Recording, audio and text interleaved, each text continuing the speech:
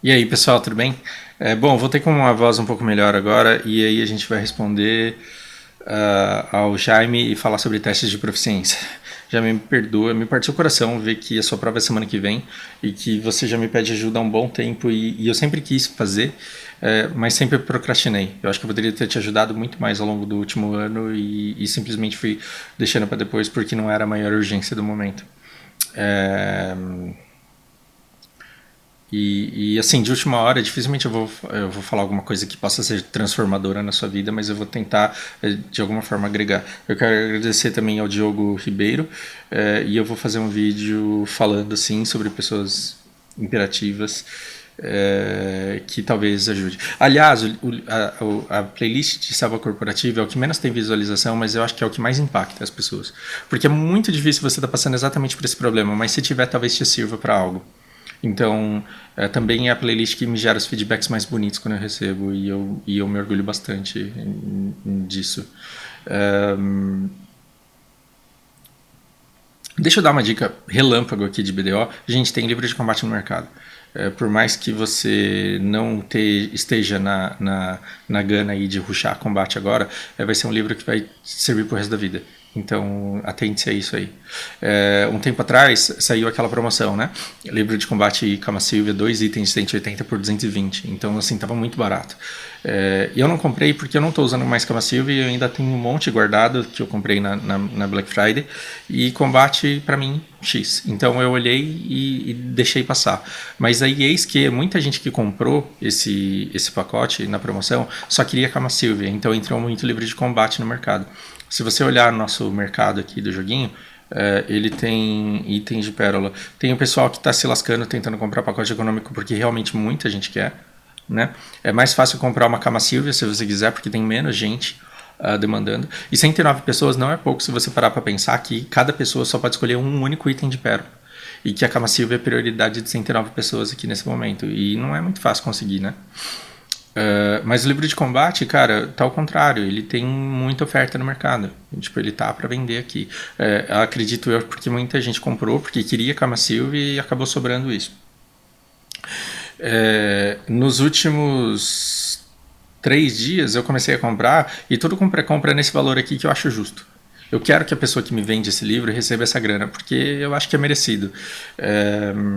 Então eu não vou ficar mendigando o valor menor, mas se você quiser colocar um valor menor aqui, você pode até colocar e muito provavelmente você encontra pessoas que não te vender.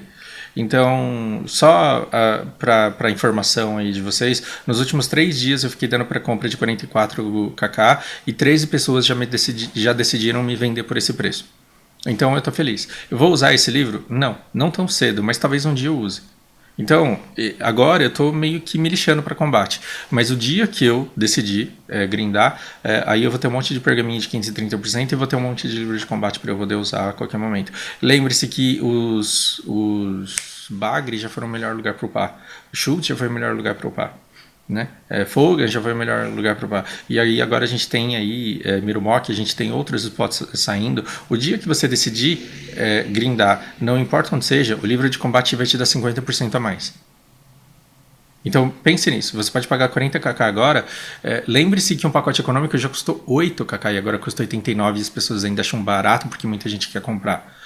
Então hoje 44 kk num livro hoje pode ser irrisório daqui 2 anos, quando o servidor avançar demais e todo mundo consiga fazer muito mais dinheiro e muito mais XP, mas o livro ainda vai valer 50% de XP no spot da vez. Então, se você tem dinheiro sobrando aí, não perca a oportunidade de esvaziar esses livros de combate que estão no mercado.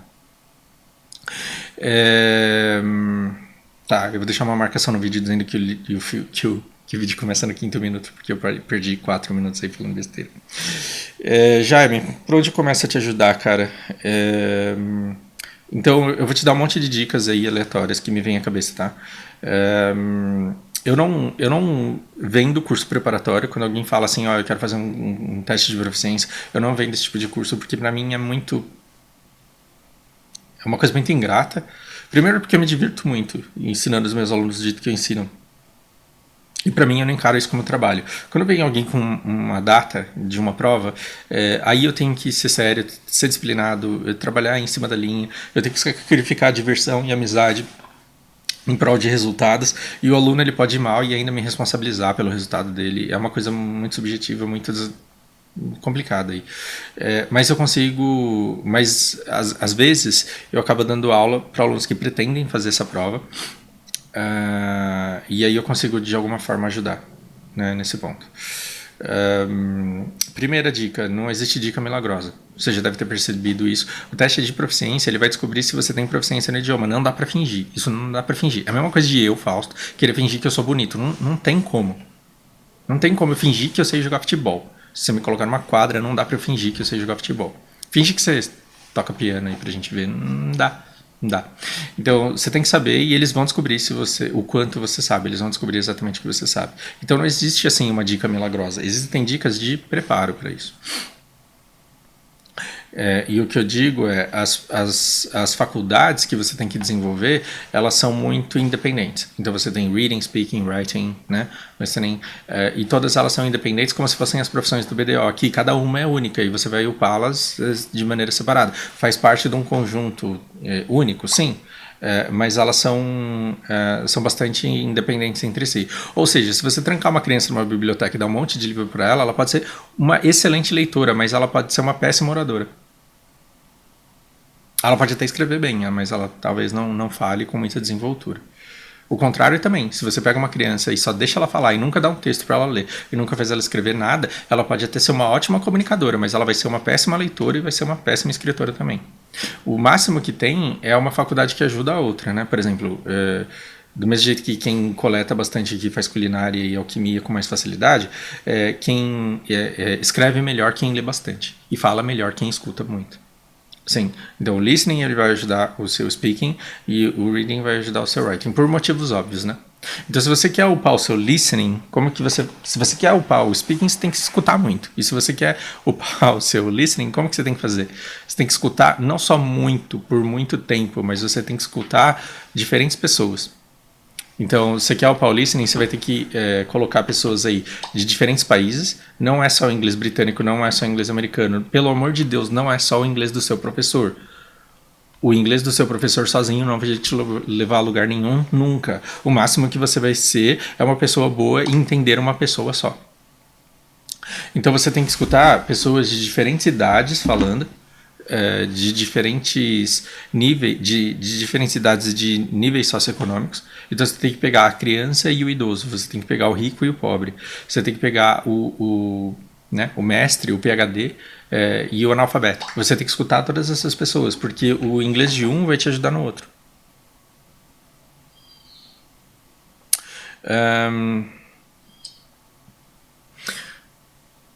Que mais temos que percebe? Eu acho que assim, quando você trabalha com indiano e você começa a escutar muito esse indiano falando, ele vai te ajudar a entender não só o inglês dele, mas de todos os outros indianos. E saiba que escutar assim estrangeiros falando inglês vai ser sempre mais fácil para você, é natural, porque a pessoa ela vai usar palavras mais simples, ela vai falar mais devagar, ela vai se preocupar melhor em pronunciar melhor. Agora, se quer ficar com inglês com o ouvido bom mesmo, pega o pessoal do subúrbio falando entre eles de um jeito bem regional. Você vai sofrer pra caramba no começo, mas depois, se você ficar bom para entender a molecada falando na gíria, depois, quando você escuta um britânico falando numa apresentação, vira mamão com açúcar, fica muito mais fácil. Então, quer falar bem? Escute muito, porque são essas diferentes pessoas falando que vão te dar base o suficiente para você descobrir qual é a sua maneira de falar. E saber a sua maneira de falar as coisas é uma coisa muito valiosa. Embora eu acho que é muito difícil você manter uma identidade rígida num idioma que não é o seu. Se você me colocar para falar do lado de um britânico, no fim da tarde eu vou estar falando igual a ele. Aí se me coloca do lado de um cara do Bronx, eu me transformo numa outra pessoa. Parece que até que eu estou zoando ele por imitar, mas não, é porque a gente vai se adaptando. Isso não é... Isso aí se chama rapport, é uma coisa legal até. E se você quer melhorar a escrita também, você não vai conseguir melhorar a escrita só assistindo Netflix, não é assim. Ah, mas aqui eu leio as legendas. Se você quer melhorar a escrita, você vai ter que ler texto, você vai ter que ler livro, vai ter que ler jornal, você vai ter que ler diferentes tipos de textos. Narrativo, descritivo, todas essas coisas. Embora a gente não precise da nomenclatura, embora você não tenha que fazer um curso de redação para isso, você precisa pelo menos ler bastante para estar acostumado com a ver pessoas se expressando através da escrita para que você também consiga fazer isso bem. Isso é técnica, isso é prática. Agora, adianta só escutar e adianta só ler e por si só você vai começar a falar bem e escrever bem? Não. Não. Se você só escutar, você não necessariamente vai conseguir. Vai melhorar muito, porque vai te dar o combustível que você precisa para queimar, mas você tem que queimar.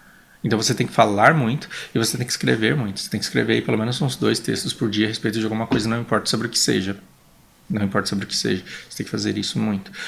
Agora, já que você vai escrever textos, já que você vai ler textos, de preferência leia textos que estão de acordo com a sua prova. A prova de Cambridge aí, ela é diferente, é um pouco diferente do TOEFL e é um pouco diferente, quer dizer, e é completamente diferente da prova da USP. E o que você tem que fazer? Estudar inglês é lógico, mas estude também a prova que você vai fazer para você saber que tipo de aluno eles querem lá dentro, que tipo de pessoas eles querem aprovar. Então, simulados e provas de anos anteriores é uma coisa fundamental para você passar em qualquer exame. Você precisa saber o que o cara espera de você. Você precisa saber o que o cara espera de você para conseguir fazer bem aquilo que você quer que ele faça. Quando eu ajudava o pessoal a tirar a carteira de motorista lá no Japão, eu falava, cara, a autoescola, ela não quer saber se você sabe dirigir. Ela não quer saber se você sabe dirigir. Ela quer saber se você consegue fazer a sequência de coisas que ela pede para você fazer. Então esquece, você não está indo lá mostrar que você sabe dirigir. Você está indo mostrar que você consegue fazer uma sequência de movimentos com o carro. Na prova de proficiência, você tem que saber inglês sim, e você tem que ser fluente, senão você não consegue provar que você tem proficiência. Mas ainda assim, não basta a proficiência, porque você pode ter morado na Austrália durante 15 anos, e durante 15 anos ter se comunicado fluentemente. Vai cair um texto que se você não saber escrever, você não vai passar. Então você tem que ser bom em inglês e tem que ser bom na prova que você está fazendo. São duas coisas separadas. Tudo bem? É muita coisa, né, para falar num vídeo só, e vai ficar longo, mas aí eu pretendo continuar nisso se eu ver que ainda tem coisas para falar. Por último, como eu faço para aumentar o meu vocabulário por conta própria de forma estruturada? Um curso de gramática ou ficar no YouTube e Netflix? Entendi. Quando que você precisa de um curso de gramática e de um livro de gramática? Quando te falta estrutura. Se você está indo fazer uma prova de proficiência e você não sabe a diferença de past simple e present perfect, você está perdendo seu tempo. Você vai chegar lá, você vai se estrepar. Vai pela experiência, mas não ache que o cara vai te dar um título de proficiência se você não sabe a diferença de continuous e simple. Só o básico do básico. E se você tem insegurança, se você não sabe se você fala I lost ou I have lost, I have met her ou I talked to her, se você não sabe a diferença de um e de outro, você precisa urgente de mim ou de alguém que possa te ensinar isso para que você fique bom em estruturar isso. Isso diz respeito à forma. Essa forma ela tem que estar dominada. Vocabulário é outra coisa, porque essa forma, o negócio de conditionals, né, relative clauses, esse passive voice, essas coisas, aí você aprende em 6 meses. Toda a estrutura, todas as nomenclaturas, todas as formas de formar frase, você consegue aprender em 6 meses. Vocabulário é pro resto da vida. Vocabulário em português a gente não sabe todos, em inglês muito menos. E você não tem que ter pretensão de saber todos. Agora, como é que você aprende vocabulário? Através de contextos. Guarde isso. As pessoas não aprendem inglês lendo dicionário. Aí sempre tem uma pessoa que fala assim, mas a minha tia aprendeu assim. Sua tia é exceção. Sua tia é exceção. A melhor maneira de pegar nível 61 é fazendo life skill. A melhor maneira de pegar nível 61 nesse jogo aqui é fazendo life skill, pescando, cozinhando, coletando. Não. Por que eu tenho? Entende o que eu quero dizer com isso? Não é porque eu consegui pegar nível 61 fazendo life skill que essa é a forma de se fazer. Então, assim, pegar um dicionário vai te ensinar vocabulário se você fizer muito, mas muito esforço, se dedicar muito, durante muito tempo, talvez ainda. Talvez. Mas não é a forma ideal. Você aprende vocabulário através de contexto. Então, se eu falo assim que, por exemplo, sideburn é costeleta, que table é mesa e que selfish é egoísta, e falo para você e te dou mais 20 palavras aleatórias e falo, toma, aprende aí, quando você chegar no azulejo, você já vai ter esquecido o egoísta. Por quê? Porque essas palavras elas não estão ligadas por um contexto. É por isso que essas escolas de inglês, elas têm o dia em que você vai à barbearia. Aí quando você vai à barbearia, você já aprende bigode, já aprende costeleta, já aprende corte, já aprende a parar, já aprende navalha. Você vai pegar as palavras dentro desse contexto. E se você quer reter esse vocabulário, você tem que continuar nesse contexto. Então, quanto mais você se expuser a isso, melhor. Então, quando eu vou começar, se eu vou começar a dar aula para um aluno e ele é, sei lá, marceneiro, eu vou falar com ele sobre madeira e sobre o trabalho dele. E se o cara é motorista de Uber, eu vou tentar ensinar inglês ele falando de direções no trânsito. E eu vou pegar present perfect, present continuous, eu vou pegar os pronomes, eu vou pegar adjetivos e eu vou colocar dentro do contexto dele. Eu vou falar, olha, essa rua aqui hoje está mais congestionada que aquela. Aí a gente está fazendo o quê? Comparatives, né? Comparatives. Agora você fala aquela rua lá é mais rápida do que a outra. Comparatives de novo, faster. Eu vou tentar sair a partir da realidade do aluno. Então, uma pergunta muito frequente que me fazem: ah, Fausto, o que é bom para eu treinar o meu inglês? Qual que é o melhor seriado? As pessoas dizem que é Friends. O melhor seriado é aquele que você gosta.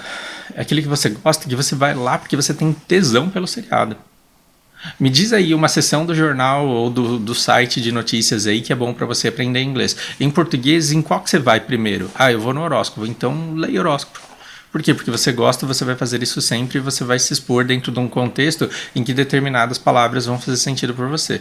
É que na prova de proficiência não basta que você saiba sobre HOTS e BDO. Você precisa saber também sobre outras coisas. Aí o que você vai fazer? Você vai pegar as provas dos anos anteriores para buscar os contextos comumente pedidos para ver se você adivinha quais são.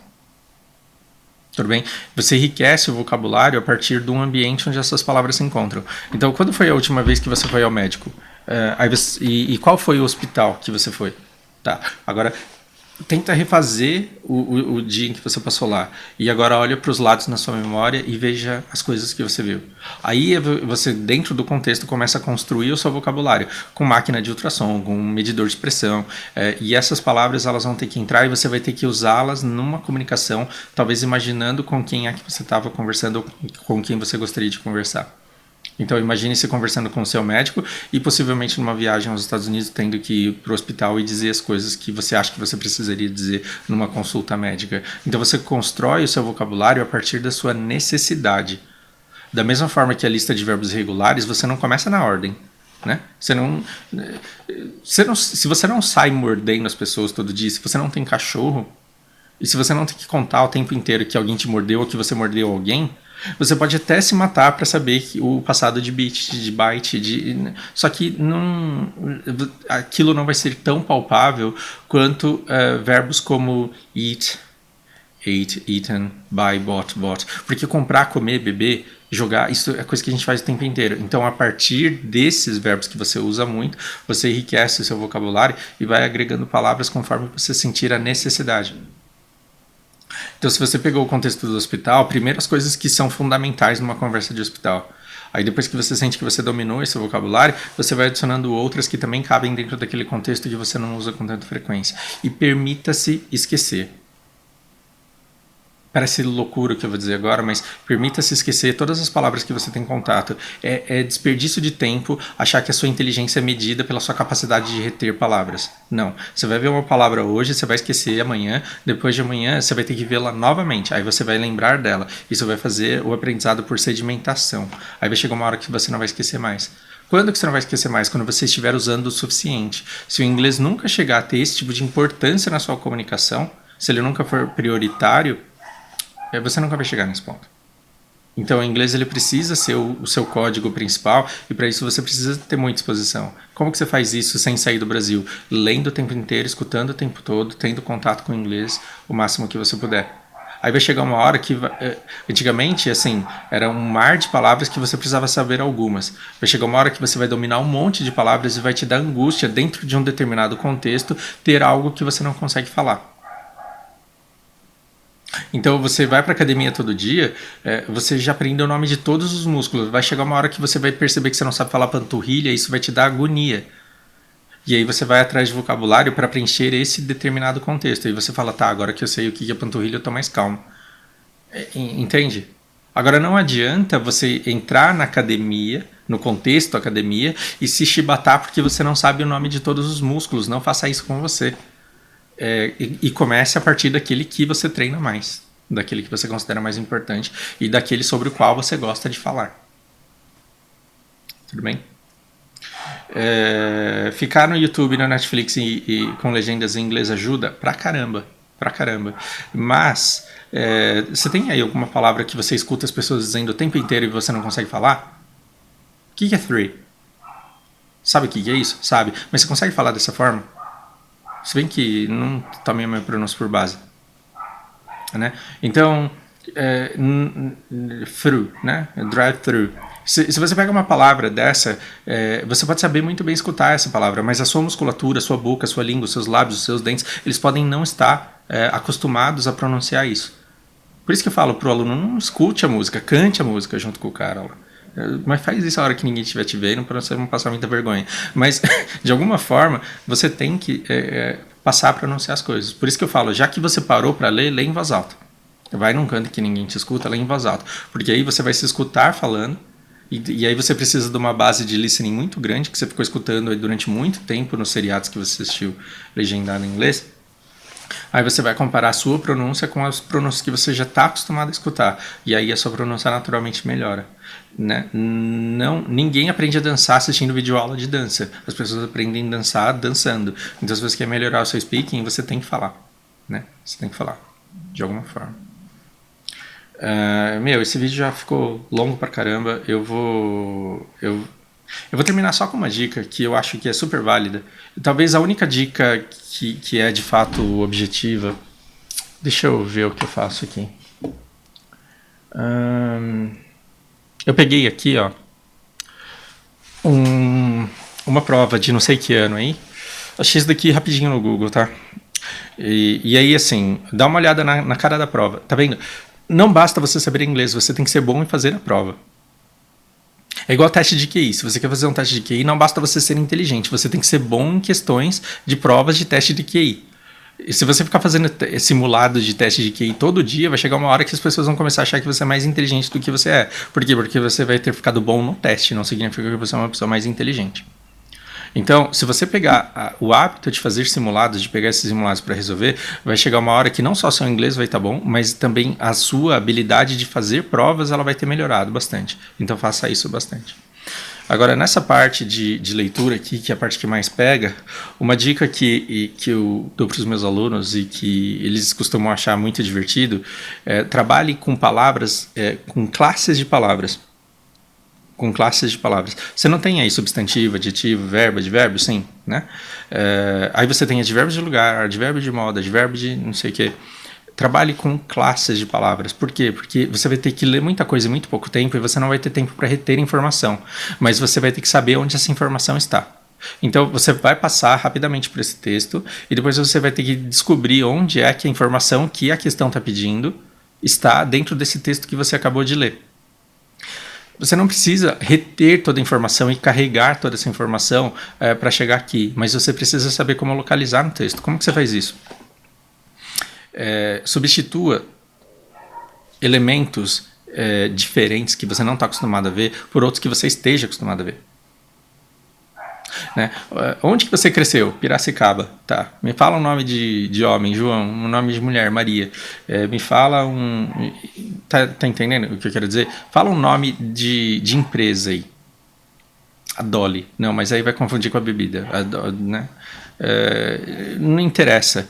Você pega o nome de uma empresa e ela vai ser todas as empresas. Você pega o nome de homem, ela vai ser todos os homens. Você pega uma cidade, ele vai ser todas as cidades. Então aqui a gente está falando de Piracicaba, que é um local de encontro.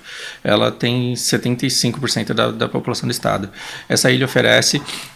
então, quando você chega em Pearl Harbor aqui, você pode muito bem substituir pelo Porto. E se você só conhece o Porto de Santos na sua vida, imagina o Porto de Santos e tá bom. E aí você tem as costas, que é uma grande atração de... Então, assim, se você tem uma cidade aqui e você tem um país aqui, então isso daqui vai ser Piracicaba, isso daqui vai ser Brasil. Percebe que quando você substitui um elemento por outro de forma que ele vem rápido à sua mente, quando você precisa localizar essa informação no texto, isso acontece de forma mais fácil. Então toda data que você vê isso daqui é Natal. Ou... Entende o que eu quero dizer? Porque adianta você ficar lendo um texto desse e se esforçar para não esquecer dia 7 de dezembro de 1941, porque você acha que quando você chegar aqui, você tem que saber decor, você tem que ter memorizado 7 de dezembro de 1941. Não. Então isso daqui foi bombardeado pelo Japão no Natal. No Natal, porque aí, quando você chegar na prova, nas questões, vai ter lá, quando foi que o Japão bombardeou Pearl Harbor? Aí você lembra no Natal, qual que era a data do Natal? Aí você vem aqui e fala de dezembro, dia 7. Mas onde que foi a treta? A treta foi em Piracicaba. Como que era o nome de Piracicaba? Oahu. E o que os alunos que estão fazendo prova, eles fazem? Eles têm tanta dificuldade de pronunciar Oahu que eles perdem metade da capacidade cognitiva tentando memorizar o nome dessa cidade. Se você já entendeu que a cidade é Piracicaba, cara, segue a vida. Porque aí vai chegar aqui... Então, assim, você tem Piracicaba, Jundiaí e Campinas. 3 cidades dentro do texto. Quando você chegar aqui e falar assim, onde foi que aconteceu o segundo embate? Ah, é Campinas, eu preciso lembrar qual que era o nome dela. E aí você vai e copia o nome dessa cidade ali onde você precisa. Porque aqui você vai começar a encontrar nomes como General Marshall, por exemplo. Você não tem que decorar o nome do cara que é Marshall. Você vai chamar ele de José. José. Então, qual foi o general que comandou a expedição? Foi o José. Qual que era o nome dele? E aí você aprende a localizar informações dentro de um texto e não reter toda a informação para si, porque você não vai conseguir fazer isso. Você não tem tempo para isso. Você não tem tempo para isso. Então, interpretar é diferente de memorizar tudo. Então, quando você tiver que lidar com essas informações aqui, tem aluno que para a prova porque ele tem que lembrar quanto que é um fit. Enquanto ele não lembra quanto que é um feet, que é 30 centímetros, enquanto ele não entende que isso daqui, que esses 4.000 feet aqui, dá mais ou menos uns 1.000 e poucos metros, aí ele consegue mensurar 1 quilômetro na cabeça dele, ele não tem paz, ele não continua o texto. O que ele está fazendo? Então o cara vê, é um comprimento de 10 milhas. Aí ele começa a fazer a matemática no meio da prova de que uma milha é 1,6 quilômetros, uns 16 quilômetros, e aí eu preciso decorar que isso daqui também é... Não fique fazendo contas, pelo amor de Deus. Quando você vê milha, enxergue quilômetro. Quando você vê feet, enxergue centímetro. Tudo bem? E atribua essas unidades. Se você vê pounds, chama isso de quilo. E no final você faz a conta se você precisar. Se você precisar. Aí você vai dar a resposta e coloca lá, no lugar do quilo, você coloca o pounds e tá tudo certo e segue a vida. Quanto menos tempo você perder com retenção de informação desnecessária. Então, assim, se você bater o olho e a gente está falando de vulcões, dá uma olhada rápida no número de vulcões que aparece nesse texto. Né? Tenta fazer uma escaneada rápida e você fala, tem uns 4 vulcões aqui. Você só perde tempo batizando. Então, chama os vulcões de Huguinho, Zezinho, Luizinho. E aí, se você conseguir associar um acontecimento a um vulcão na hora que isso aparecer na resposta, você consegue ganhar muito tempo. Esse tempo vai ser preciosíssimo, porque no final da prova vai ser o tempo que você vai ter para revisar as questões que você tem dúvida. E às vezes, simplesmente por passar uma questão de gramática que você teve dúvida, você pode descobrir um erro besta que você cometeu porque você estava nervoso. Então, ganhe tempo na interpretação do texto para você ter mais tempo para refletir com calma nas questões que realmente cabem em reflexão. Ok? Bom, espero do fundo do coração que seja útil. E aí me conta como que foi o resultado. E se tiver alguma dica que eu puder te dar antes da sua prova, eu vou fazer isso com o maior prazer. Até a próxima.